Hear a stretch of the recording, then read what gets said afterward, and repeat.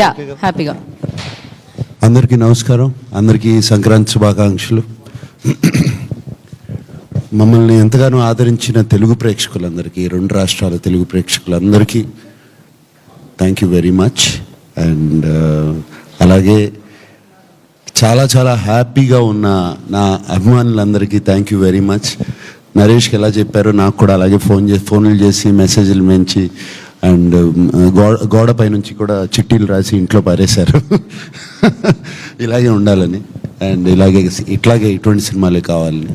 And వాళ్ళ ఆనందం చూస్తుంటే నాకు చాలా ఆనందంగా ఉంది, తృప్తిగా ఉంది. అండ్ వాళ్ళ అన్కండిషనల్ లవ్, అక్కినేని అభిమానుల అన్కండిషనల్ లవ్లో ఎప్పటి నుంచో వేచి ఉన్నారు.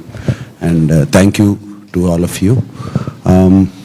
ఈ యూనిట్లో మా టీంలో అందరికీ థ్యాంక్ యూ చెప్పుకోవాలంటే ఒక్కళ్ళు కాదు, ఇద్దరు కాదు, అందరికీ థ్యాంక్ యూ చెప్పుకోవాలి. అండ్ అందరూ ఒక ప్రేమతో ఈ సినిమాని ప్రేమతో తయారు చేసాం. దీన్ని అందరూ ఈ సినిమా హిట్ అవ్వాలి, సంక్రాంతికి రిలీజ్ అవ్వాలి అని ఒక సంకల్పంతో ఈ సినిమా మేమందరం మొదలుపెట్టాము. అలాగే జరిగింది అండ్ రిజల్ట్ కూడా అలాగే వస్తుంది. నేను ఆ రోజున స్టేజ్ మీద కూడా అన్నాను, మాకు బిగ్గెస్ట్ స్టార్ కీరవాణి గారని. ఇప్పటికీ అదే అంటున్నాను. ఈ సినిమాకి ఆయన ఇచ్చిన పాటలు కానీ, ఆయన ఇచ్చిన ఎనర్జీ కానీ, ఆయన బ్యాక్గ్రౌండ్ స్కోర్ కానీ, దానికి థ్యాంక్ యూ చెప్పుకోవాలి. దాని తర్వాత విజయ్ బిన్ని అసలు కొత్త డైరెక్టరు, అఫ్కోర్స్ కొరియోగ్రఫీ చేశాడు. బట్ రోజుకి ఎన్ని గంటలు పడుకుంటున్నావు అని అడిగాను నేను మధ్యలో. ఎప్పుడో ఒక నెల రోజులు 1.5 months షూటింగ్ అయిన తర్వాత రోజుకి just 24 hours 3 to 4 hours sir నేను పడుకునేది.